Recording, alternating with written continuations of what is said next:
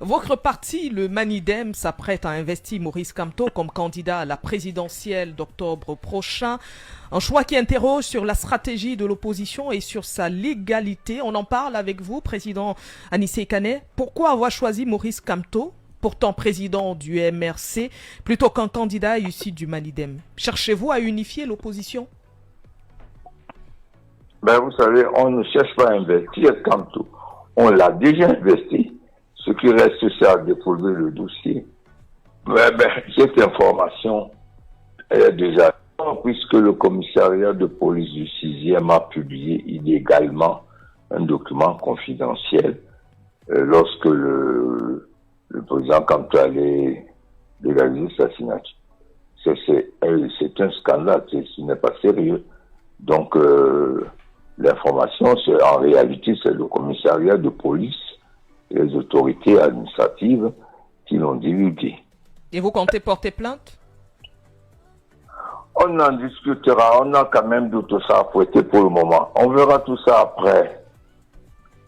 La loi interdit l'appartenance à plusieurs partis politiques. Maurice Kamto doit-il démissionner du MRC avant d'intégrer justement, avant d'être porté par le Manidem?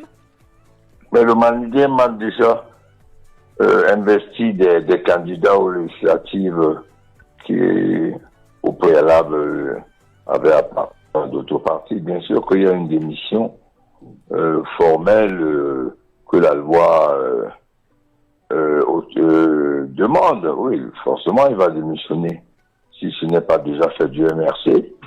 Et il a intégré le Manidem, c'est évident. Est-ce que vous avez vérifié que le professeur Maurice Kamto a démissionné du MRC pour éviter un rejet de sa candidature? S'il est un tout petit peu intelligent, et je crois qu'il est, il ignorait pareil. On travaille avec le professeur depuis des mois et des mois. En réalité, notre collaboration a commencé en 2013, lors des dernières élections législatives, et s'est poursuivie en 2018. Donc nous travaillons en toute confiance, mais il n'y a pas de problème. Vous savez, dans la vie est dynamique, la politique est dynamique, il n'y a rien d'absolu. Les gens sont étonnés parce qu'ils croient que, la politique, c'est le bruit, c'est l'agitation, c'est les slogans, mais c'est beaucoup plus compliqué que ça. C'est une science, elle n'est pas exacte, mais c'est quand même une science. Mais pourquoi avoir éjecté Abba Oyono lorsqu'il a participé au meeting du MRC à Paris? Vous avez dit, on a d'ailleurs reçu il y a quelques jours encore sur cette antenne Sambaka qui disait vous deviez rester neutre. Pourtant, vous discutiez déjà avec le MRC. Pourquoi avoir éjecté Abba Oyono alors que vous alliez dans le même sens? Était-ce une stratégie? Non, pas du tout, c'était pas une stratégie. Le principe du groupe de Douala, tout le monde peut avoir sa préférence. Le problème, c'était que on était dans une phase de consultation, de rassemblement. Donc, il n'est pas opportun d'afficher sa préférence. Dit d'afficher. Nous, on a été au congrès de plusieurs partis. On y est allé pour parler du groupe de Douala, de la nécessité absolue d'avoir une candidature consensuelle, ne pas dire ironique. Il y aura certainement des candidats comme en 92, mais une candidature forte bâtie autour des partis massifs, sérieux, qui ont des chances de drainer des militants. Par contre, Abba, il est allé, alors qu'il venait même d'adhérer au groupe, afficher sa préférence à Kamto. Ce qu'on avait refusé à Elimbi, qui affichait sa préférence pour Mouna, et plus grave, s'en prenant à toute une communauté, ce qui est incompatible avec une vision de rassemblement, de consensus, etc.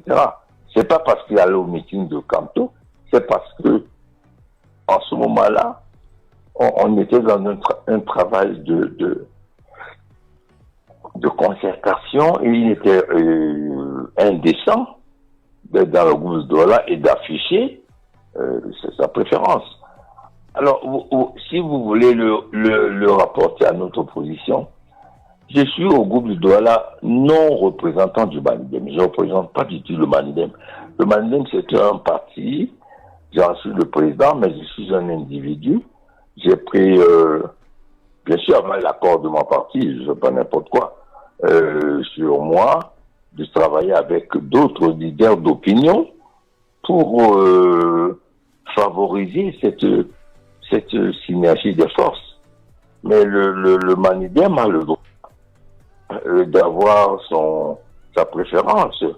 Ils l'ont pas affiché depuis que je travaille dans la preuve. Les gens sont surpris. Pourquoi les gens sont surpris? C'est parce qu'on a gardé une certaine discrétion, sinon une grande discrétion, une impartialité dans le travail du groupe de Douala. Donc c'était pas incompatible. D'ailleurs, poser la question à Sambaka, il vous dira que je pense que j'ai été d'une clarté et d'une fidélité au principe du groupe de Douala sans pareil. Et à ce moment, le groupe de Douala existe toujours? Absolument, le travail n'est pas fini. Vous savez, le deadline, comme on dit chez vous, c'est la veille de l'impression des bulletins. Nous allons travailler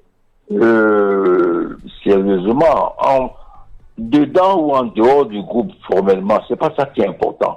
Nous allons continuer à travailler pour que d'ici la veille de l'impression des bulletins, qui est le deadline, qu'il y ait des désistements et que les gens se regroupent, que les candidats maintenant déclarés se parlent et qu'on arrive, comme en 92, à une candidature forte, mais avec, en 92, à part Foundi, il y avait 9 autres candidats.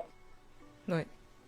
Le MRC a-t-il été consulté ou avez-vous simplement discuté avec le professeur Maurice Kamto? Certains militants pourraient voir en cela une récupération, entre guillemets. Comment les rassurez-vous, président Anissé Kane?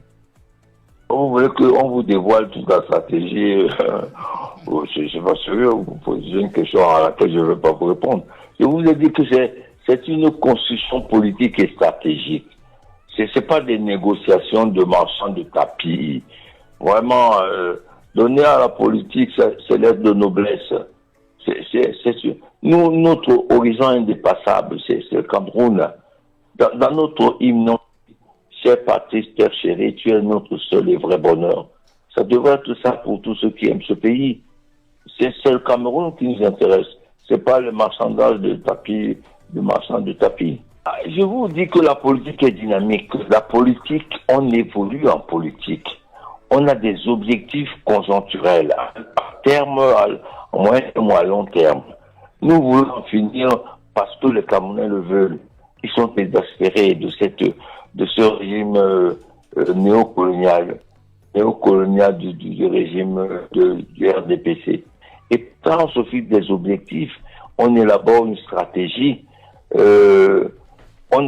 Chacun a des ambitions personnelles légitimes, mais on ne peut pas les mettre, ces ambitions, au-dessus de l'intérêt du pays.